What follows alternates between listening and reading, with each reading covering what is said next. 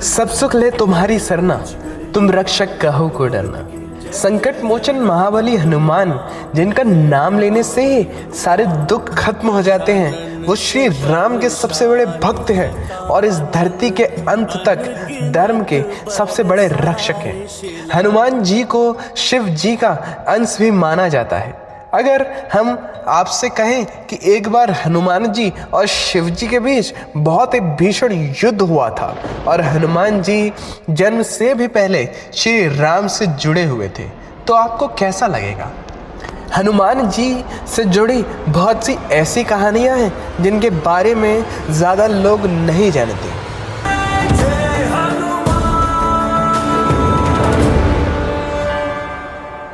हनुमान जी वानर राज केसरी और अनन्य जी के पुत्र थे।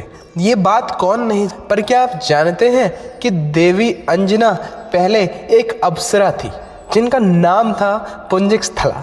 लेकिन एक बार ऋषि दुर्वासा इंद्रदेव की सभा में जब उनसे बात कर रहे थे तो पुंजस्थला कई बार उनके सामने से गुजरी, जिससे उनका ध्यान भटक रहा था।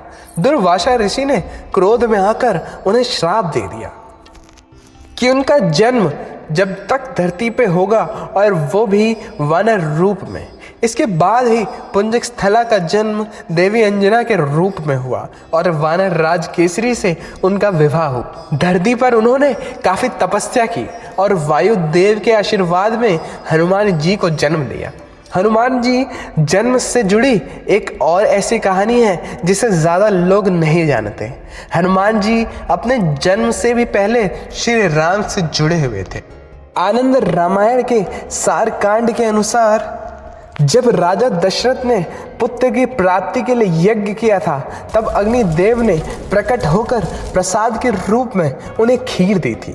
इस खीर को तीनों रानियों के में बांट दिया, लेकिन जो माता कैकेयी को खीर का हिस्सा मिला उसे चील छीन कर ले गई। जब वो चील अंजनी पर्वत के ऊपर जा रही थी तो वो उससे गिर गई और देवी अंजना को मिल गई। उन्होंने इस खीर को खाकर हनुमान जी को जन्म दिया और एक तरफ इनाम में मिली खीर से श्री राम, लक्ष्मण, भरत और शत्रुघ्न का जन्म हुआ। वहीं दूसरी ओर महाबली श्री हनुमान जी का धरती पर आगमन हुआ। हनुमान जी के अनेकों नाम हैं, लेकिन बचपन से आज तक हमने जितनी भी कहानियाँ सुनी और देखी, हर तरफ हनुमान जी को बजरंग बली कहा जाता है। लेकिन ये नाम उन्हें जन्म से नहीं मिला था। हनु यानी ठुड्डी या जबड़ा। वाल्मीकि रामायण किष्किंधा कांड के अनुसार हनुमान जी जब धरती से सूरज को देखा तब उन्हें लगा कि ये पका हुआ फल है। उन्हें उस फल को खाने का मन करने लगा। उन्होंने उसे खाने के लिए सूरज की ओर उड़ान भर ली। जब इंद्रदेव ने हनुमान जी को सूरज की ओर बढ़ते देखा तो बहुत क्रोधित हुए। जब हनुमान जी ने अपनी जिद नहीं छोड़ी तब इंद्रदेव ने उन पर अपने वज्र से प्रहार कर दिया। उसका असर इतना तेज था कि हनुमान जी बेहोश हो गए और धरती की ओर गिरने लगे।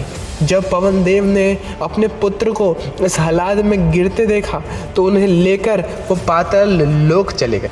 वायुदेव बहुत क्रोधित थे और चिंतित थे। उन्होंने पूरी ब्रह्मांड की हवा को रोक लिया। सभी जीवों का दम घुट गया और धरती पर हाहाकार मचने लगा। तब सब को बचाने के लिए, धरती पर हवा को वापस लाने के लिए सभी देवी देवताओं ने पाताल लोक जाकर हनुमान जी को ढेरों आशीर्वाद दिए। वज्र के प्रहार से हनुमान जी के जबड़े की हड्डी टूट गई। इसी कारण उन्हें हनुमान नाम मिला। ब्रह्मदेव ने धरती के अंत तक उन्हें जीवित रहने का वरदान दिया और विष्णु जी ने उन्हें आजीवन सबसे बड़े भक्त होने का वरदान दिया। सिर्फ यही नहीं, इंद्रदेव ने उन्हें यह भी वरदान दिया कि उन्हें अब से कोई अस्त्र शस्त्र चोट नहीं पहुंचा पाएगा। पुराणों के अनुसार ऐसा माना जाता है कि हनुमान जी शिव जी के अवतार हैं। लेकिन अगर हम आपसे ये कहें कि हनुमान जी और शिव जी के बीच एक भयंकर युद्ध हुआ तो पद्म पुराण के पाताल कांड के अनुसार श्री राम ने अश्वमेध यज्ञ का आयोजन किया। यज्ञ के अनुसार अश्वमेध को छोड़ दिया गया, जो दौड़ते दौड़ते राजा वीरमणि के घर जा पहुंचा, लेकिन उसे पकड़ लिया।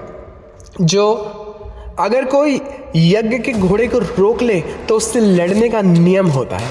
राजा शत्रुघ्न ने उस घोड़े को छुड़ाने के लिए युद्ध की घोषणा कर दी। वहीं दूसरी ओर शिवमणि भगवान शिव के बहुत बड़े भक्त थे और इसलिए उन्होंने इस युद्ध को जीतने के लिए भगवान शिव से मदद मांगी। शिव जी उनकी मदद करने के लिए तैयार हो गए, लेकिन सिर्फ तब तक जब तक भगवान राम इस युद्ध में ना आ जाए, क्योंकि शिव जी भगवान राम के सामने शस्त्र नहीं उठाएंगे। शिव जी ने वीरभद्र का रूप ले लिया और युद्ध में आ गए। एक घमासान युद्ध हुआ जिसमें भरत जी के बेटे पुष्कर की मौत हो गई और शत्रुघ्न बेहोश हो गए। तब श्री राम की सेना को हारता हुआ देख हनुमान जी खुद युद्ध में आए। उन्होंने बड़े से पत्थर से शिव के रथ के टुकड़े कर दिए और फिर पत्थर से शिव के सीने पर वार किया। इस वार के जवाब में शिव जी ने अपने त्रिशूल को तेजी से हनुमान जी की तरफ चलाया। हनुमान जी ने त्रिशूल को हाथों में लेकर उसके भी टुकड़े टुकड़े कर दिए। इसके बाद शिव जी ने हनुमान जी के ऊपर शक्ति से प्रहार किया। ये शक्ति हनुमान जी के सीने में जाकर लगी और उनका संतुलन बिगड़ गया। क्रोध में आकर उन्होंने पलट के बड़े से पेड़ से शिव जी पर वार किया। शिव जी के गले में बड़े सर्प थे जो डरकर पाताल लोक में चले गए। शिव जी ने हनुमान को चेतावनी दी कि वो उनका संहार करके रहेंगे। फिर शिव जी ने हनुमान जी के ऊपर लोहे का मुसल से वार किया। तब हनुमान जी ने विष्णु जी का ध्यान दिया और तेजी से आसे मुसल को टाल दिया। हनुमान जी बहुत क्रोधित थे। उन्होंने शिव जी पर पेड़ों और पत्थरों की वर्षा कर दी। ये युद्ध एक लंबे समय तक चलता रहा और हनुमान जी की जीत हुई।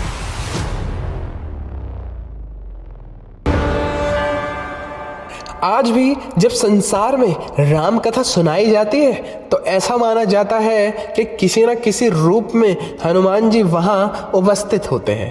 पूरी दुनिया में हनुमान जी के ऐसे रूप की पूजा होती है जहाँ पर उनका पूरा शरीर सिंदूर से ढका होता है।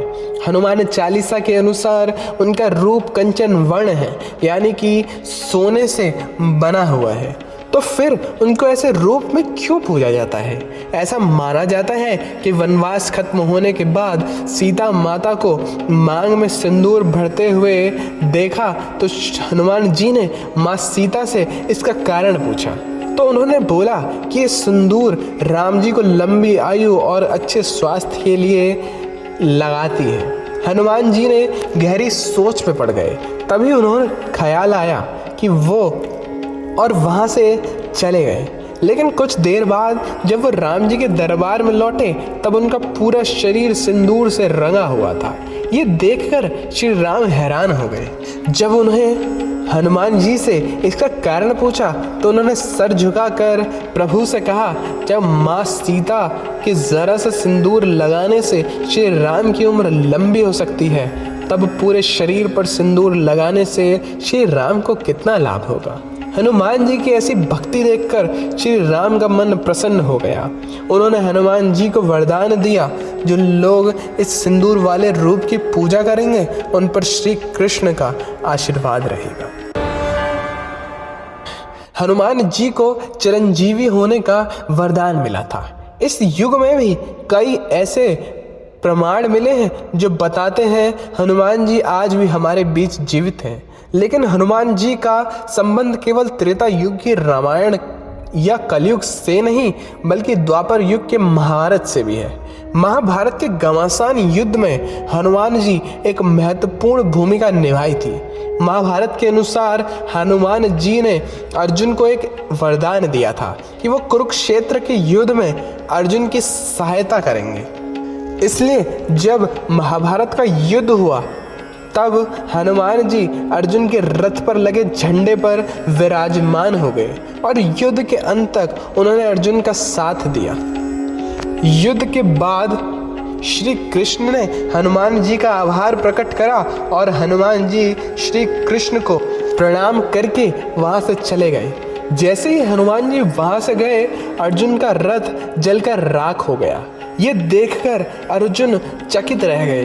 तब श्री कृष्ण ने उन्हें समझाया कि हनुमान जी पूरे युद्ध में उनकी और उनके रथ की रक्षा कर रहे थे, जिसके बिना पांडवों का इस युद्ध में जीतना संभव नहीं था। आज हमारे बीच में रामायण के कई वर्जन एग्जिस्ट करते हैं। हर दिशा में रामायण की अलग अलग कहानी प्रचलित है, जिसमें से सबसे पुरानी और सबसे फेमस है वाल्मीकि रामायण, जो ऋषि वाल्मीकि ने लिखी थी। लेकिन वाल्मीकि रामायण सबसे पहली रामायण नहीं थी। उससे भी पहले हनुमान जी ने रामायण का अपना वर्जन लिखा था, जो कि हनुमद रामायण के नाम से है। कुछ कहानियों के अनुसार जब ऋषि वाल्मीकि रामायण की कथा पूरी करने के बाद हनुमान जी के पास पहुंचे, तो उन्होंने देखा कि हनुमान जी ने हिमालय के पहाड़ों पर अपने नाखूनों से रामायण लिखी हुई है। ये देखकर ऋषि वाल्मीकि दुखी हो गए। वो ये जानते थे कि हनुमान जी की रामायण दुनिया के सामने आ गई तो उनकी रामायण का अस्तित्व कम हो जाएगा। तब हनुमान जी को ऋषि के दुख का कारण पता चला, तो उन्होंने बिना कुछ सोचे एक पल में अपने लिखे रामायण को नष्ट कर दिया और रामायण का ये वर्जन हमारे लिए गायब हो गया। तो ये थी हनुमान जी से जुड़ी ऐसी कहानी जिसके बारे में लोग नहीं जानते।